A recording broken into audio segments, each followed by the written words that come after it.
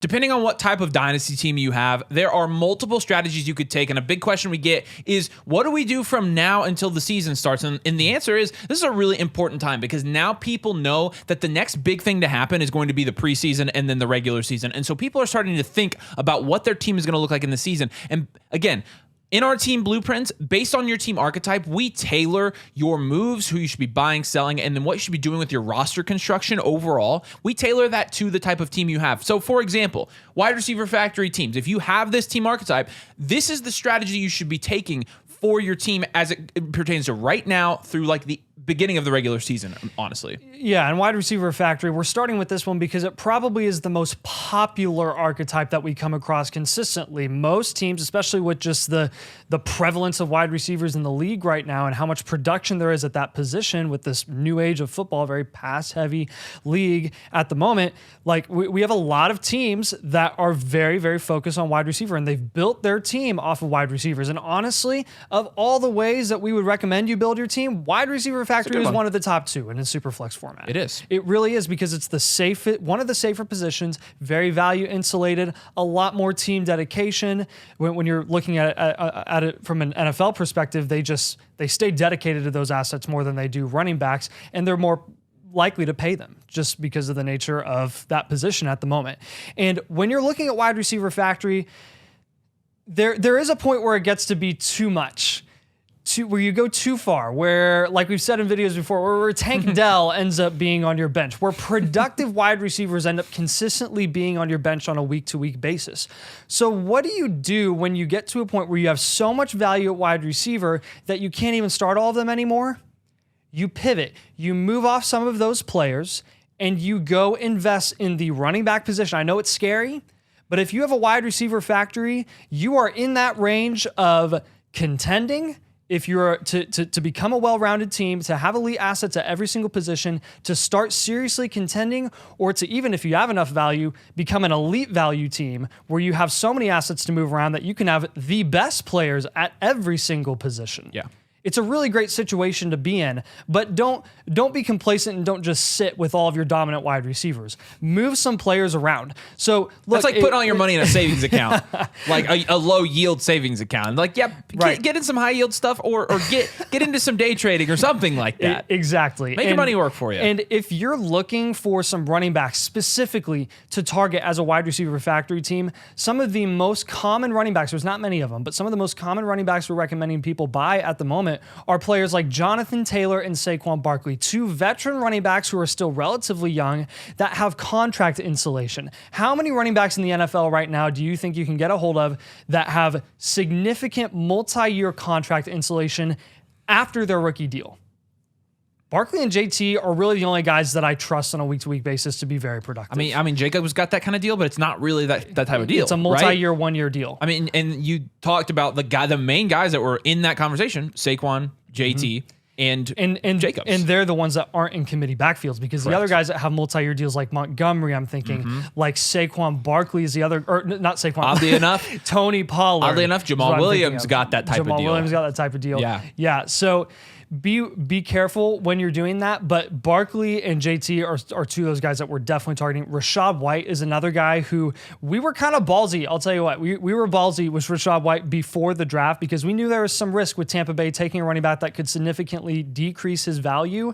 They ended up taking Bucky Irving in the 5th round, and it has not hurt his value much at all. He's been a pretty solid target and continues to be a very solid target, especially if you're in this wide receiver factory situation. And then at tight end, man, we preach this all the time.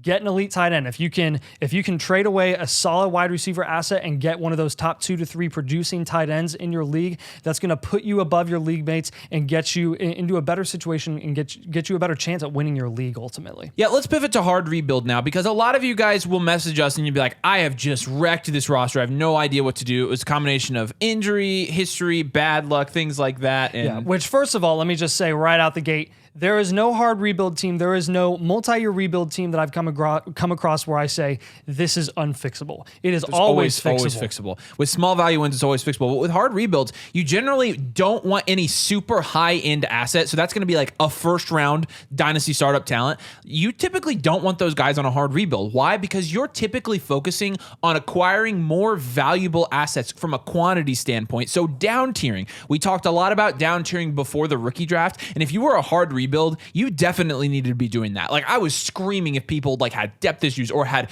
just team issues altogether. I'm like, oh my goodness, please down tier and get somebody on top there. You're wanting to spread your value out a lot because again, you are in a hard rebuild. You have nothing. You're working from the ground up. The only way to get more value on your team, there really are two ways. Hope and pray that the guys on your team somehow become miraculously better at football, or B, make trades and get small value wins. The down tier is the best one because usually when you're down tiering, you're using your leverage against somebody like as a trade partner, and you're going and getting more assets on top and taking a small value win, and also adding, 2 instead of 1, or sometimes 3 instead of 1 or 2 assets on your team that could be startable, that could be dynasty relevant. And this is honestly one of the most important things. And really, the second most important thing with a hard rebuild is you're increasing your value upside. Upside is huge for a hard rebuild. I mean, me being a hard rebuild, don't think I have one hard rebuild team. I drafted in my rookie drafts completely differently. Like, because if I was at the end of the third, mid-third, and I saw a guy there that was going to have really high upside, and I was like, okay, I've got a safe pick here, I've got a value insulated pick, or I've got an upside pick. A lot of times I'm taking the upside pick. And when you're doing down tiers, it's the exact same thing. You're down tiering to somebody safe, so if you're down tiering from one of the top end QBs like Josh Allen, Patrick Mahomes, Jalen Hurts, and you're down tiering to a guy like Jordan Love or Anthony Richardson or Kyler Murray or Jared Goff. We make those trades all the time, and the guys you get on top are not only going to be guys that are going to be dynasty relevant, but they're going to have high upside as well if you're on a hard rebuild. Like, that's the way you want to approach it. You want to down tier and get as many assets as possible that are relevant and try to go for upside. And again, hard rebuilds right now, a lot of people, you can't see through the muck, but there is definitely hope on the other side of this. Yeah, the last guy I want on a hard rebuild as a cornerstone asset is CeeDee Lamb because he has reached his value ceiling. He will never be valued higher in Dynasty Fantasy Football than he is right now as a mid-first round startup pick in your Dynasty startup drafts. You want to accumulate rookie picks, which inevitably increase in value, and you want to acquire those assets that, even though they have risk, have value upside. Not necessarily production upside, value upside. I already know people are going to come after you for that, and he's absolutely right. If you're talking about a hard rebuild, hard rebuild is the label we slap on a team that absolutely sucks. People are going to say, why on a rebuild would you trade CeeDee Lamb? He's a rebuild piece, blah, blah, blah. CeeDee Lamb on his own is not winning you a dynasty championship. That's the entire point. It's a hard rebuild. So with hard rebuilds, those guys, if you have one of those guys, a hard rebuild means you don't have enough around them to even compete for a championship. And at that point, you're not rostering them. It's not smart at that point. And holding that player isn't getting you any more assets by just holding that player. It's moving off and having them in their prime when they're scoring 25 points a game. If you don't have anybody else to start, if you're starting Quentin Johnston and your flex, like, it doesn't really matter how many points CeeDee Lamb is scoring. Right. You don't accumulate value by holding players. You accumulate value by making moves and making trades. Yeah. So the next archetype that we're going to have here. I was going to tell them how they can get a team blueprint. Oh, well, go ahead. So if you want one of these team blueprints, we can give you your team archetype. We can diagnose kind of what your team looks like, what your roster construction build is, and we can give you a team archetype and then give you a personalized, tailored plan for your dynasty team that includes the necessary moves that you should be making that we outline in this video, but more specifically for your team. You can get one of those. Link is in the description. It's in the comments below, flockfantasy.com/domain. You have to use code domain to get a blueprint, so make sure you use code domain when you sign up and choose the other Flocker tier. When you do those two things, you'll be able to get on there, send Nathan and I a friend request. We'll chat with you about your team. You'll submit it through the blueprint tracker, and then we'll go through. We will break down your team in great depth, in great detail as well. And we're going to walk you through, after we give you the blueprint, it's our job to walk you through and make sure that we're playing this out, that we're making the right trades, that we're taking advantage of your league mates where they can be taken advantage of. It's a very detailed process that we are really invested in. It takes a ton of our time. Yeah. It takes a ton of our time, but we love doing it because we love seeing people win their leagues, and that's honestly what the blueprint is for. The blueprint is to help you win your league. We treat your teams like our own. They're literally our babies. Like I want everybody on the flock. It's like that use our code. Like I want them all to win their leagues, and I want to like calculate all of the winnings we got, like combine them to like post it up in the studio or something like that. But our next team archetype here, this one, honestly, I love this one because it's like I don't think you have to go any certain way. You are literally sitting pretty. Like this is my favorite team archetype. Yeah, this is dual elite QB in Superflex formats. Obviously, dual elite QB isn't going to exist in one QB. So your one QB team archetype that's very similar to this will be elite QB / elite tight end. They generally in one QB, elite QB and elite tight end kind of go hand in hand, where if you're investing in the quarterback position like that, you probably are in tight end too, and you're sacrificing the value at the other positions at wide receiver and running back. In Superflex, a lot more simpler, dual elite QB. You have at least two of the top 12 producing or 12 valuable dynasty quarterback assets in your league. Simple as that. Triple elite QB, we've seen it. Quadruple elite QB, it's very rare. Well, we have seen it, but it's rare. But we've seen it. Look, this is, I will say more often than not in dual elite QB compared to wide receiver factory, you're a little less close to contending in general. There's obviously teams that have 2 elite QBs and they have a ton of value everywhere else. That's elite value overall. But if you are building from the ground up, you're starting at QB in your Superflex formats. You're trying to lock down those top 2 options because they offer so much value insulation at the end of the day.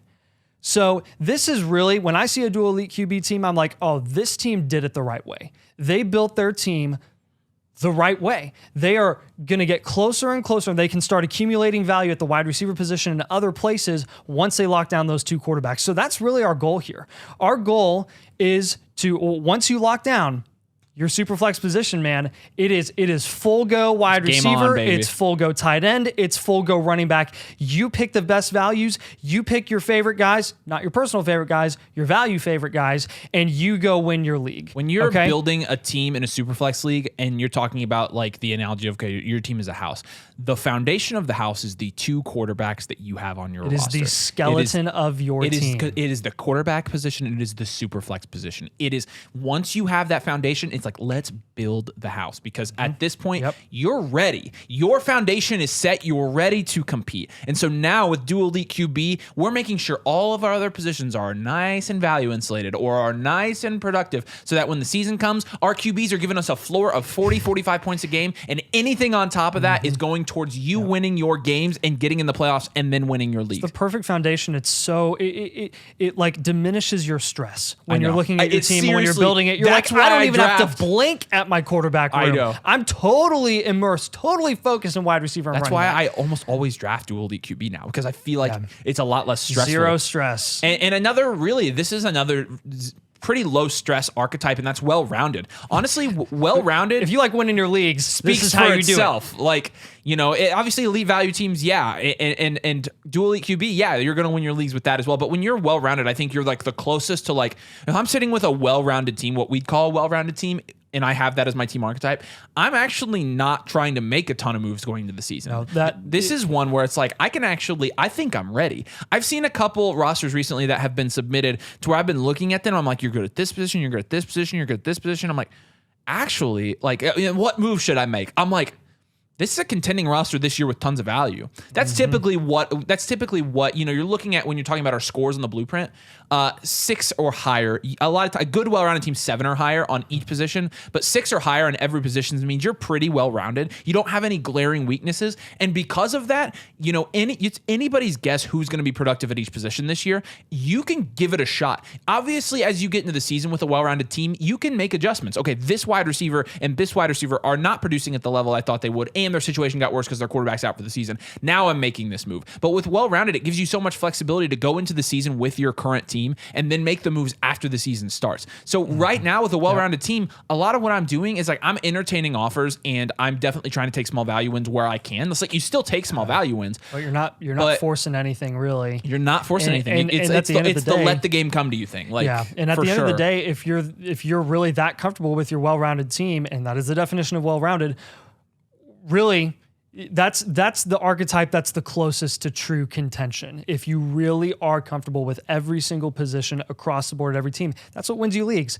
Good running backs, good wide receivers, good quarterbacks, and good tight ends. Yeah. That just is. There are a few scenarios where you're super stacked at one position and depleted at another position, and you end up winning your league. It'll cost you. Championship winning teams are well-rounded. Well-rounded. Like they just almost always are. And it doesn't mean they're the most valuable, but no.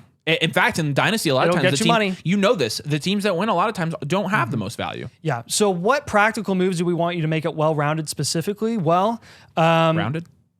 rounded. Any position where you think you're lacking the most from a depth perspective. If you want to get some value insulated assets or some value developmental assets as well, that could potentially be plug and play guys that you could put in the middle of the season, given inevitable injuries, or guys where you're like, hey, I'm really comfortable. I'm still comfortable at depth. I don't really need to make a ton of moves here. Maybe I just get some young, unproductive assets that I know will increase in value in a year or two. Those are some of the moves that you want to go there as well. It just, a lot of depth moves are very respectable here. I wouldn't recommend down tiering when you're well-rounded consistently though, because you're comfortable at every position. RB heavy, running back heavy is going to be our next team archetype here. This is by far, hands down, the riskiest team archetype that you're playing with fire. You're 100% playing with fire. And we had one of these recently too. Yes, and this is a scenario where it can pay off big time. I mean, you can be a true, serious contender with a running back heavy team. We've seen teams that win leagues with running back heavy rosters. We have seen teams that quickly turn into hard rebuilds because none of the running backs they invested in hit or paid off. I mean, we just saw this a couple years ago when you're at the 1-2 turn, not you, but like us in general, we're at the 1-2 turn in Dynasty startups and we took Najee Harris and DeAndre Swift, our two top cornerstone assets.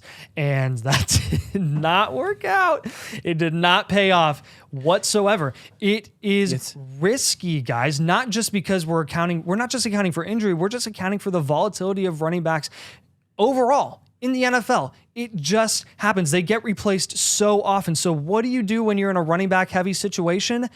Diversify. Spread your value out a little bit. The strategy is very, very similar to wide receiver factory, but we're pushing you to make moves a little bit more to kind of spread out your value risk across other positions that have more value insulation, so you're not screwed if those running backs don't work out. Yeah, and then let's move to future value here, because with future value, obviously the meaning of that archetype is that you have a team that is set to compete in probably 2 years from now, maybe next year, depending on what moves you make. And so the moves that you make with a future value team, typically when you're assigned this archetype, include kind of defining the structure of your team and building that foundation. So you're building, if you're building your foundation with running back, you're building a foundation with straws, legitimately building with straws. So the two positions that you typically are building at to try to form a foundation for your team to compete a year down the road are quarterback and wide receiver. And in picks are a big part of future value as well. In one QB leagues, the position is going to be wide receiver and picks. Like that's you don't have to build around a quarterback, and you can build your value around a wide receiver. But it's important when you have a future value team not to pivot off of all of your value for what's the word I'm looking for? Freaking volatile assets like running backs. It's really important that you, again, start with quarterback, start with wide receiver, and you can kind of see, like, next year, this quarterback, and these two wide receivers, that's my core right there. Is my core four. And with that core four, I can go into this year with him. I can take the rest of my guys, because I'm not building, those are my cornerstone assets, which we list in the blueprint. I can take the rest of my guys, I can kind of shop them, trade them around, get some small value wins, and get picks, get guys that are guaranteed to increase in value. Typically, your core four is going to be increasing in value, because then you're going to have those four. They're going to have a year under their belt. The core four. You're going to have another year under their belt. They're probably young assets. And you're going to have all the draft picks. You'll make your draft picks, and then you'll start moving around your value. You've gone from a future value team, and you're inching towards an elite value team. If you can if you can get all the trades in that you can, that's ultimately what the goal is with the future value team. Because if you got future value, you want to have elite present value to be able to spend on contending assets and go win your league. And so with the future value team, again, it's all about building that foundation we talked about earlier. And similar kind of to a 1 year reload, given that a 1 year reload is actually what we do to avoid having to go through multi-year a rebuild and do a hard rebuild. Future value team. Yeah, 1 year reload is an interesting situation, and it's kind of a lot of scenarios where you have aging assets that are still productive, but you want to. I hate this phrase, but getting out a year early than a year late. Sometimes when you're so value depleted overall that your roster is, you want to move off some of those assets while you can get some value return and just focus on accumulating insulation for a year so that you can swing back up to contention in the season after. It really is that simple. And honestly, it's pretty close to running back heavy. If you're running back heavy and you're like, oh, I don't know about these guys, let me just reload really quickly and kind of repurpose my team and change my archetype to a dual elite QB or a wide receiver factory. 1 year reload is the way to go if you want to avoid that hard rebuild. And then the last one is elite value, but this one's easy. When you're an elite, this is the label we reserve for the best of the best. This is like a distillery's like top whiskey, top scotch. Like, we slap this label on. You got an elite value team. I want to see them. If you've got elite value teams, bring them over. Get a blueprint. Because we definitely have advice for elite value teams, because it's like, what you've got's good. Let's not screw this up. Yep. Because if you play your cards right, you're talking about winning 3 championships in a row easily.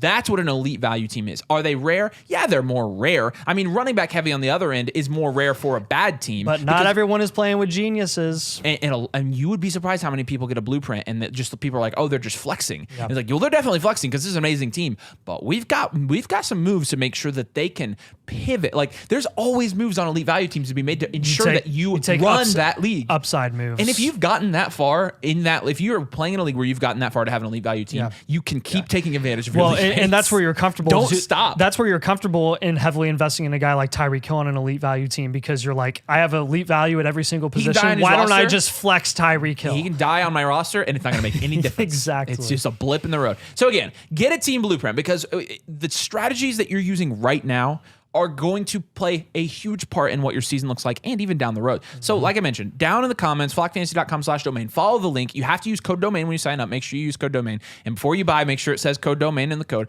and make sure you choose Mother Flocker, and we'll get you a team blueprint. And we'll start walking through this process with you. We'd love to help you get a good strategy for your Dynasty team, because again, we like playing Dynasty to win your leagues, to win money, because money is cool, right? That's what we're in it for. We're in it to win money, and you got to score points to do it. Appreciate you guys so much. Make sure you like and subscribe. We'll see you later.